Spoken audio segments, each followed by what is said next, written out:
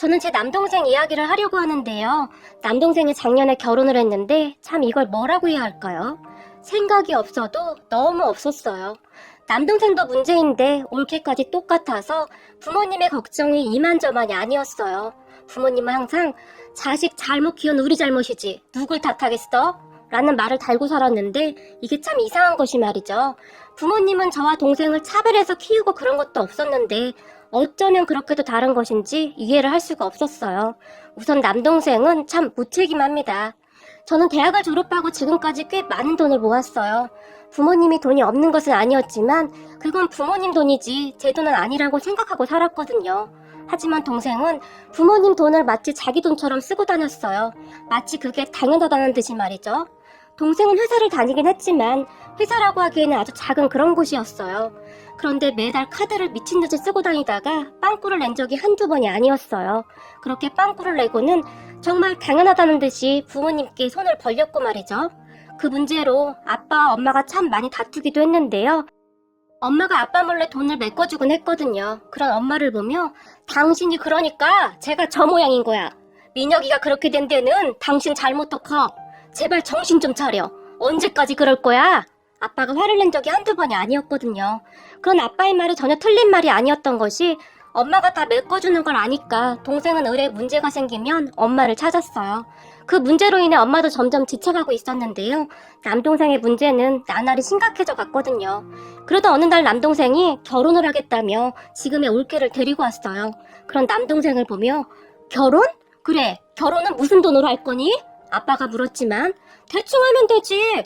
우리는 그냥 소소하게 할 생각이야. 동생이 대답했어요. 소소하게? 너 모아둔 돈도 한 푼도 없잖아. 그리고 신혼집은 무슨 돈으로 할 건데? 아빠가 흥분을 한 채 말을 했어요. 그거야. 신혼집은 엄마 아빠랑 같이 살면 되는 거고 그게 힘들면 아빠가 작은 방 한 칸만 얻어주면 되잖아. 동생이 능청스럽게 말을 했고 야, 이 정신이 숫둘러 빠진 인간아. 라는 말이 아빠 입에서 뚝 튀어나오고 말았어요. 아빠, 서연이도 있는데 그런 말을 좀... 동생이 아빠에게 불만스럽다는 듯이 말을 했어요. 아빠는 그런 동생의 말을 들은 척도 하지 않았고 동생의 여자친구를 보며 그래, 서연 씨라고 했던가요? 아빠가 물었어요. 네, 동생의 여자친구가 대답을 했어요. 우리 아들은 결혼할 준비가 하나도 안 돼 있는데 서연 씨는 준비가 되어 있는 건가? 아빠가 최대한 침착하게 묻기 위해 노력하는 듯 보였어요. 그런 아빠의 말에 아니, 저는 오빠가 다 알아서 한다고 해서 그냥 따라한 건데요? 동생 여자친구가 큰눈을 깜빡이며 말을 했고 둘 다 준비도 하나도 안 돼 있는데 결혼은 무슨 결혼이야? 우리는 모르는 일이니까 결혼을 하려면 니들이 알아서 해. 아빠가 벌떡 일어나서 방으로 들어가 버렸어요. 그런 아빠를 따라 엄마도 들어가 버렸고 말이죠. 이건 누가 봐도 정말 미친 짓을 하는 생각밖에 안 들었거든요. 그리고 동생이 그런 부모님을 보고 씩씩거리며 여자친구를 데리고 나가버렸고 그 이후 한동안 집에 들어오지도 않았어요. 하지만 부모님도 이미 지칠 대로 지친 것인지 연락도 하지 않았고 그냥 모르는 척 하는 듯 했어요.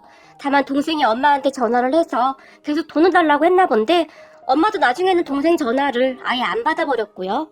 그러다가 결국 동생이 사고를 치고 말았는데요. 부모님이 허락을 하지 않자 둘이 가서는 혼인신고를 해버린 겁니다. 그리고는 집에 와서 혼인신고를 했다고 의기양양하게 말을 했지만 아빠가 동생이 가지고 온 종이 쪼가리를 단숨에 찢어서 쓰레기통에 버려버렸어요.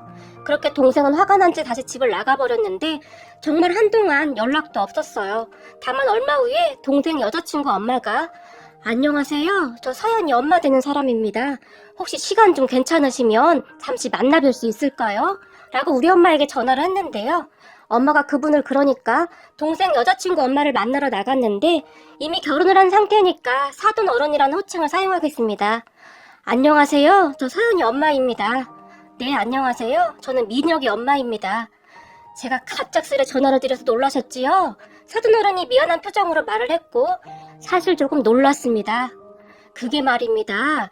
알고 계시다고 하시던데 애들이 둘이 몰래 혼인신고를 했더라고요. 그것 때문에 서연이 아빠가 난리가 났었는데 이미 혼인신고 한 걸 어쩌겠냐 하고는 우리가 데리고 있는 중이거든요. 둘 다 모아놓은 돈도 하나도 없다고 하고 그렇다고 우리까지 내쫓아버리면 진짜 갈 데가 없는 애들 어떻게 하나 싶어서요. 라고 사돈어른이 말을 했다고 하는데 그러니까요. 철이 없어도 어쩌면 그렇게도 없을 수가 있는지 제가 전생에 무슨 죄를 져서 아들 때문에 이리 애를 태우는 것인지 모르겠네요. 순간 엄마 입에서 긴 한숨이 새어나왔답니다. 그리고 그런 엄마의 말을 듣던 사돈어른이 그러니까 말입니다. 저도 도대체 전생에 무슨 죄를 지어서 이런 딸을 낳은 건지 요즘 잠도 잘 못 자고 있어요. 자다가도 찬물이 나서 벌떡벌떡 일어난답니다. 자식 일 마음대로 안 된다고 하더니 정말 너무 힘이 드네요. 긴 한숨을 내쉬었다고 하는데요. 그렇게 두 분이 말을 하다 보니 정말 잘 맞더래요. 그리고 시간 가는 줄 모르고 대화를 하다 보니 시간이 꽤 흘렀다고 하는데 어느 순간 두 분이 손을 꼭 잡은 채 눈물까지 흘렸다고 하네요. 그동안 자식 때문에 고생한 것이 떠올라서 서로 그랬다고 했는데 엄마 말로는 사돈도 서연이 때문에 고생을 그렇게 많이 했나 보더라. 어찌나 짠하던지. 엄마가 아빠와 저에게 말을 했어요. 알고 보니 동생은 우리 집에서 쫓겨난 뒤 사돈어른 집에서 처가살이를 하고 있다는데 차마 그 꼴을 눈뜨고 봐줄 수가 없다고 합니다. 그 바람에 사돈어른 집안은 조용할 날이 없었고 말이죠. 그렇게 사돈어른을 만나고 온 엄마가 이왕 이렇게 된 거 빨리 결혼식 준비하죠. 사돈은 뭔죄겠어요? 사돈 얘기를 들어보니 사돈도 자식 때문에 고생 꽤나 했던데 아빠에게 말을 했고 아유 어디서 그런 모질이가 나와서는 아빠가 크게 한숨을 쉬었어요. 그리고 얼마 후에 동생 부부는 결혼식을 했어요. 벌어놓은 게 없으니 양쪽 집에서 조금씩 모아서 진행을 했고 신혼집도 작은 원룸으로 하나 얻어졌고요. 그렇게 잘 마무리가 된 것 같았는데 동생 부부는 그 뒤에도 계속 문제를 일으켰어요. 회사도 때려치고 백수가 돼서는 둘이서 하루 종일 게임이나 하고 있고 그렇게 한심할 수가 없었어요. 그러다가 돈이 떨어지면 양쪽 집에 와서 손을 벌렸고 말이죠.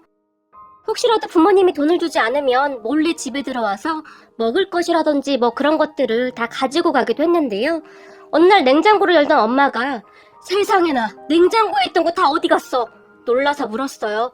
냉장고가 왜? 엄마의 말에 아빠와 제가 냉장고를 확인했고 우리는 두 눈을 의심할 수밖에 없었어요. 세상에나 말이죠. 냉장고에 있던 반찬부터 과일까지 싸그리 다 없어졌어요. 놀란 제가 냉동실을 열어봤는데 냉동실도 텅텅 비어 있었고요. 그렇게 우리는 잠시 놀라서 서 있었는데 순간 아빠의 입에서 민혁이 짓이야? 이런 넉나간 인간을 봤나? 라는 말이 툭 튀어나왔고 아빠가 핸드폰을 들고는 너 집에 갔다 갔었지? 아빠가 화를 참으며 동생에게 물었고 아까 갔다 왔는데? 집에 아무도 없던데? 동생이 능청스럽게 대답을 했고 집 냉장고에 있던 거 네가 다 가져갔지? 그거 내가 조금 가져왔어. 집에 먹을 것이 하나도 없어서 말이야. 엄마 아빠는 다시 사면 되잖아. 근데 우린 돈이 없어서. 이런 삐리리 같은 인간을 만나. 아빠는 정말 기가 막히다는 듯이 소리를 질렀지만 별일도 아닌 걸로 왜 그래. 엄마 아빠는 다시 사면 되잖아. 그 말을 끝으로 동생이 신경질적으로 전화를 끊어버렸어요. 그리고 아빠가 길길이 날뛰고 난리가 났어요. 그런 아빠를 보던 엄마와 제가 집안에 또 뭔가가 없어졌는지 확인을 해봤는데요. 제 방에 있던 제가 쓰던 화장품까지 다 가져가 버렸더라고요. 옷장에 있던 제 옷도 몇 개 없어졌고요. 정말이지 정신이 얼마나 나가면 이럴 수가 있는지 할 말이 없더라고요. 그리고 그런 일이 꽤 오랜 시간 동안 계속되었고 어느 날 양쪽 부모님들도 한계에 다다르게 되었는데 알고 보니 사돈어른 댁에 가서도 계속 똑같은 짓을 해서 문 비밀번호도 바꿨다고 했는데 알고 보니 그 뒤로는 우리 집으로 온 거였어요. 다들 혀를 내두를 정도였어요. 그리고 얼마 후 네 분이 모여서 우리 집에서 심각하게 상의를 하고 있었어요. 저 인간들 저렇게 뒀다가는 죽도 밥도 안 되는데 우리가 무슨 수를 써야 하지 않겠습니까? 바깥 사돈어른이 말을 했어요. 그 말에 그러게요. 근데 뭘 어떻게 해야 할지 알 수가 없네요. 저희도 그동안 할 만큼 해봤는데 바뀌지가 않더라고요. 아빠가 한숨까지 쉬면서 말을 했고 그런 아빠를 보며 사돈, 남 독하게 먹을 수 있겠습니까? 바깥 사돈어른이 물었어요. 네? 갑자기 그게 무슨 말씀이신지요? 아빠가 놀라서 물었어요. 제가 요 며칠 잠도 못 자고 생각하고 또 생각을 해봤는데 말입니다. 이대로 뒀다가는 죽도 밥도 안 될 것 같고 우리가 맘 독하게 먹고 두 인간 정신 차리게 해야 하지 않겠습니까? 그거야 그런데 이제껏 안 되던 게 그리 쉽게 될까 싶네요. 그래서 말인데 제가 어디 상담소 같은 것을 찾아가서 상담을 해봤어요. 저도 오죽 답답했으니 그랬겠습니까? 사돈어른이 한숨까지 쉬면서 말을 했고 알다마다요. 제가 사돈 심정을 모르면 누가 알겠습니까? 그래서 말인데 이번 참에 저 인간들 인간 좀 만들어 봅시다. 그런데 이게 우리만 해서는 될 일도 아니고 사돈이 많이 도와주셔야 합니다. 바깥 사돈어른이 우리 엄마와 아빠를 번갈아 보면서 말을 했어요. 인간만 만들 수 있다면야 뭘 못하겠습니까? 아빠가 간절한 눈빛으로 사돈어른을 바라봤는데요. 그런 아빠를 보니 사돈어른이 이렇게 해보는 게 어떻겠습니까? 라고 말을 하더니 네 분이서 진지하게 대화를 하기 시작했어요. 그런 네 분의 대화를 듣는 순간 제가 정말 깜짝 놀랄 수밖에 없었는데요. 정말 대단하시더라고요. 바깥 사돈어른이 말하기를 이게 말이죠. 연기를 아주 잘해야 합니다. 라고 당부를 하기까지 했고 말이죠. 그리고 저에게도 사돈도 협조해야 하는 거 아시죠? 바깥 사돈어른이 재차 당부했어요. 그리고 저는 과연 이 허무맹랑한 작전이 통할까 싶더라고요. 그래서 어느 날 아빠에게 아빠, 민혁이가 아무리 생각이 없다고 해도 이걸 믿을까? 제가 물었어요. 아무것도 안 하는 것보다 낫지 않겠냐? 아무 생각 없이 사는 놈이 뭔 생각이라는 것이 있겠냐? 아빠가 말을 했고 그렇게 내부는 철저하게 준비를 해나가기 시작했는데요. 정말이지 한두 달 동안 주말 내내 우리 집에 모여서 준비를 했어요. 제가 제일 놀랐던 것이 말이죠. 바깥 사돈어른이 역할 대행 회사에 돈까지 주고 사람까지 고용을 했어요. 그 치밀한 계획에 저는 그저 입이 다물어지지 않을 정도였어요. 그렇게 내부는 철저히 준비를 하고 나서 어느 날 동생 부부에게 집으로 오라고 전화를 해놨어요. 자, 지금부터 연기라고 생각하지 말고 우리는 지금 투자를 했다가 쫄딱 망한 겁니다. 아시겠죠?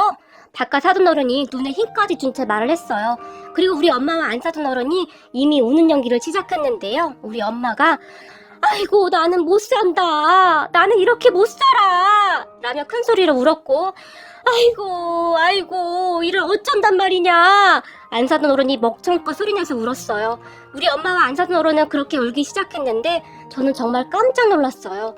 두 분 눈에서 정말로 눈물이 뚝뚝 떨어지는 것이 아니겠습니까? 제가 보기에 그동안 자식 때문에 한이 맺힌 게 터져나오는 것이 아닐까 싶었어요. 그리고 얼마 후 동생 부부가 우리 집으로 들어왔는데 엄마와 안 사돈어른이 소리내어 울고 있는 모습을 보며 왜? 이게 다 무슨 일이야? 동생이 놀라서 물었어요. 그 말에 바깥 사돈어른이 벌떡 일어나서 우리 아빠의 멱살을 잡으며 이제 어떻게 할 거야? 어떻게 할 거냐고. 당신이 믿고 투자하라고 해서 투자했는데 쫄딱 말아먹고 어떻게 할 거냐고 이 사기꾼 같은 인간아. 고함을 질러댔어요. 그리고 우리 엄마가 우리는 이제 뭐 먹고 살아. 나는 이렇게 못 산다. 라며 대성통곡을 했고 지금 당신이 울긴 왜 울어? 내가 울어도 시원찮은 판국에. 안 사돈어른이 팔을 걷어붙이더니 우리 엄마의 머리끄댕이를 잡아당기기 시작했어요. 이 여편네야 어떻게 할 거야? 내 돈 내놓으라고 당장! 이라고 말을 하면서 말이죠. 그리고 동생 부부가 이 광경을 놀래서 바라보고 있었고 사돈어르신 진정 좀 하세요. 제가 안 사돈어른을 말렸어요. 제가 두 분을 뜯어 말리자 나는 이렇게 못 산다. 이렇게는 못 살아. 내 귀한 돈을. 안 사돈어른이 주저앉아 방바닥을 치며 울었어요. 그리고 아빠 바깥 사돈은 멱살을 잡은 채 난리가 나 있었고 말이죠. 그렇게 한동안 난리를 피우다가 잠시 조용해졌는데 이게 대체 무슨 일이에요? 동생이 다시 물었어요. 엄마 무슨 일이야? 이번엔 올케가 안 사돈어른을 보며 물었어요. 그런 올케의 말에 네 시아버지가 돈을 투자하라고 해서 있는 돈 없는 돈 다 끌어 모아서 투자를 했는데 쫄딱 망했어. 우리 지금 길거리에 나앉게 생겼다. 지금 이 나이에 언제 돈 모아서 집을 다시 사냔 말이야. 안 사돈 어른이 다시 통곡을 했어요. 그런 안 사돈 어른의 말에 뭐 투자? 그런 집까지 다 날렸다고? 올케가 사색이 된 채 말을 했고 아빠 우리 집은 어떻게 됐어? 남동생이 다급하게 물었어요. 어떻게 되긴 뭘 어떻게 돼? 두 집안이 쫄딱 망한 거지. 아빠가 바닥을 손바닥으로 내리치며 말을 했어요. 뭐? 그럼 우리 망했다고? 남동생이 다시 한번 물었고 집도 다 날렸고 월급도 차업 들어오게 생겼어. 이제 끝이야 끝. 아빠가 두 손으로 머리를 감싸는 채 말을 했어요. 그리고 잠시 후에 누가 벨을 눌렀는데요. 제가 문을 열어줬고 덩치가 산만한 남자 3명이 서 있었는데 여기가 박재문 씨 집이죠? 라고 묻고는 막무가내로 저를 밀치고는 집 안으로 들어왔어요. 박재문 씨, 당신 우리 돈 언제 갚을 거야? 전화를 하면 전화를 받아야 할 거 아니야?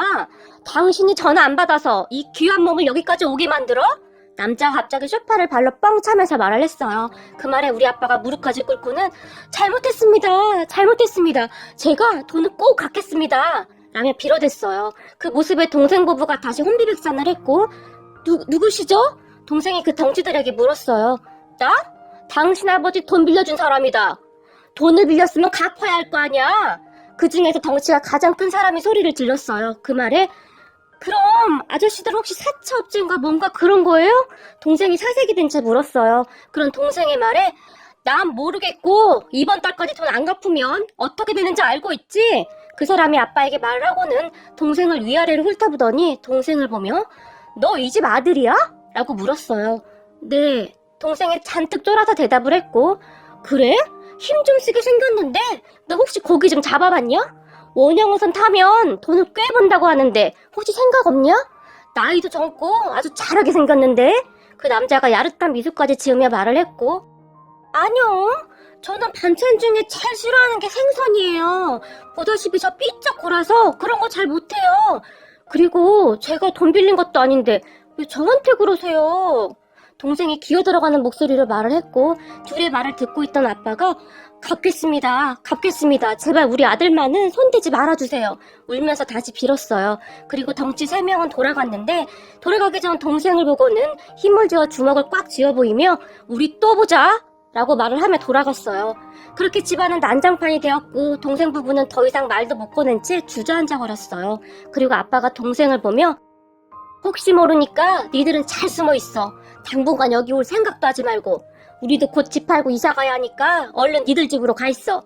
그리고 이제부터 엄마 아빠도 먹고 살아야 하니까 앞으로 니들 앞가림은 니들이 해라 라며 아빠가 말을 했고 아빠 우리 이제 어떡해? 동생이 울먹인 채 물었어요. 그니까 니들이라도 가서 잘 살라고 우리가 이사하면 연락하마. 아빠가 동생에게 다급하게 말을 하며 돌려보냈어요. 그 와중에도 엄마와 안 사는 어른은 땅을 치며 울고 있었고요. 지금 생각해봐도 참 대단했다는 생각밖에 안 들었어요. 연기들을 정말 실감나게 했거든요. 그리고 아니나 다를까 남동생 부부는 꽁지 빠지게 도망을 가버렸어요. 남동생 부부가 문을 닫고 나갔음에도 한동안 엄마와 안 사둔 어른은 소리내어 울고 있었어요. 그리고 제가 베란다를 통해 그 둘이 나가는 것을 확인하고는 이제 됐어요. 갔어요. 라고 말을 하자마자 네 분이 언제 그랬냐는 듯이 갑자기 사돈 괜찮아요? 제가 머리카락을 너무 세게 잡았죠. 미안해요. 라며 안 사둔 어른이 우리 엄마 머리를 쓰다듬고 있었고 바깥 사돈 어른도 아빠를 보며 사돈 괜찮아요? 멱살을 너무 세게 잡아서 속으로 얼마나 놀랐는지 몰라요. 라고 말을 했는데 그렇게 네 분이서 서로의 얼굴을 바라보더니 박장대소를 하며 웃기 시작했어요. 와, 우리 연기자도 되겠어요. 그렇죠. 엄마가 말을 했고 그러게요. 다들 아주 잘했어요. 라며 바깥 사돈 어른이 칭찬까지 하시고는 큰 소리로 다시 웃었어요.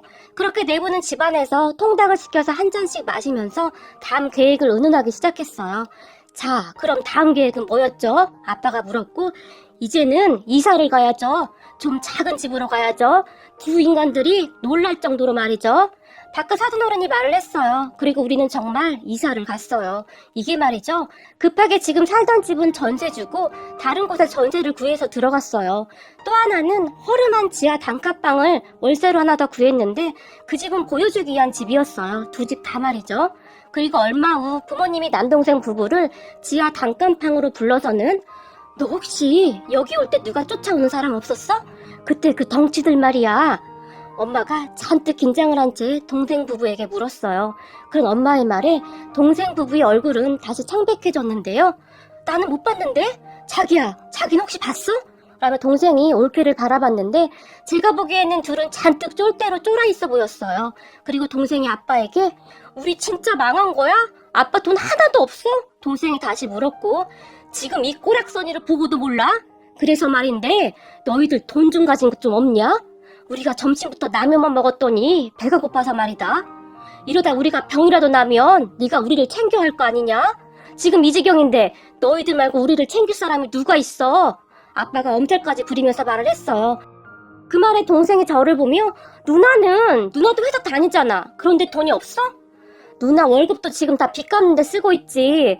그렇지 않아도 지금 내 월급까지 차업 들어오게 생겨서 회사에서 잘릴 수도 있을 것 같아. 제가 동생에게 심각하게 말을 했어요. 아니 어떻게 하루아침에 이렇게 돼. 지금 장인 장모님은 나만 보면 돈 내놓으라고 난리야. 아빠 때문에 망했다고. 진짜 미치겠어. 동생이 신경질적으로 말을 했어요. 하지만 아빠는 그런 동생을 상관조차 하지 않고는 그래서 너 지금 돈 좀 있냐고. 돈 좀 있으면 쌀 좀 사놓고 가거라. 우리가 이렇게 굶을 수는 없지 않니? 그래도 네가 하나밖에 없는 아들인데 앞으로 네가 먹여 살려야 하지 않겠니? 어떡하겠니? 아빠가 근심 가득한 얼굴로 말을 했어요. 그런 아빠의 말에 내가 돈이 어딨어. 왜 다들 우리만 보면 돈을 달래. 우리 돈 없어. 그러니까 우리한테 그러지 마. 라고 말을 하면서 동생이 주머니에서 꼬깃꼬깃한 10,000원짜리 몇 장을 꺼내서 엄마 손에 쥐어주면서 내가 돈 좀 벌어서 조금씩 보태줄 테니까 그때까지 절대 우리한테 연락도 하지 말고 찾지도 마. 그 덩치들이 나 데리고 가면 어떡해. 알았지? 라고 말을 하더니 둘이 다시 꽁지 빠지게 도망쳐버렸어요. 그때 엄마가 말하기를 아들한테 난생 처음 받아보는 용돈이네. 자손만대로 갑으로 간직해야겠다. 라는 말을 하기까지 했어요. 그리고 그 뒤로 남동생 부부는 우리 집에 찾아오지도 않았고 사돈어른 집에도 찾아가지 않았어요. 엄마 아빠 그리고 사돈어르신이 시시때때로 돈을 달라고 전화하고 찾아갔거든요. 그랬더니 동생 부부가 그나마 있던 원룸을 정리해서 이사까지 가버렸어요. 이사를 했다는데 어디로 간다고 말도 안 하고 가버렸고 나중에는 우리가 전화해도 받지도 않았어요. 그리고 한참 후에 우리 부모님과 사돈어른이 확인을 해보니 동생은 어디 빵 만드는 공장에 취업을 해서 일을 하고 있었고 올케는 편의점 아르바이트를 하고 있더래요. 평생 놀고 먹다가 돈 나올 구석이 없으니 일을 할 수밖에 없었겠죠. 하지만 동생은 평소에도 워낙 건성건성한지라 얼마 못하고 쫓겨났다고 하는데요. 그렇게 몇 번을 일을 하다 쫓겨나기를 반복하더니 어느 날은 조그마한 회사에 다시 들어갔다고 하는데 이제는 제법 잘 버티고 있는 중이라고 하네요. 월급은 작았지만 선택의 여지가 없었겠죠. 먹고는 살아야 했으니까요. 그리고 올케도 방법이 없으니 편의점에 아르바이트를 꽤 열심히 다니고 있더래요. 평생 게임만 하고 먹고 놀다가 힘이 들었겠지요. 그래도 먹고 살아야 하니 방법은 없지. 꽤 오래 일을 하고 있다고 하네요. 얼마 전에 네 분이서 몰래 그 둘을 지켜보다 왔는데 얼굴이 아주 말이 아니더랍니다. 돈도 없으면서 비싼 음식만 먹고 다니던 인간들이 동네 분식집에서 분식을 시켜서 허겁지겁 먹고 있더랍니다. 주는 돈만 받았었으니 귀한 줄 모르고 펑펑 써대다가 이제야 정신을 차린 거죠. 거기다 동생은 돈도 없으면서 차도 가지고 다녔었는데 그 차도 팔아버렸는지 버스 타고 다닌다고 하고요. 부모님과 사돈어른은 앞으로도 계속 돈이 없는 것처럼 살 거라고 했어요. 그리고 앞으로도 돈을 달라고 계속 연락을 할 생각이랍니다. 그런 모습을 보며 참 우프기만 하네요. 부모님들이 오죽했으면 이렇게까지 했을까 싶긴 한데 부모 마음 다 같은 거라고 10손가락 깨물어서 안 아픈 손가락이 어디 있겠습니까? 어느 날 부모님이 내 뱃속으로 나왔는데 내가 책임져야 하지 않겠냐? 사람 구실은 하게 만들어 놓고 눈을 감아도 감아야지. 적어도 남한테 피해는 주지 않게 만들어놔야 하니까 라는 말을 했으니까요.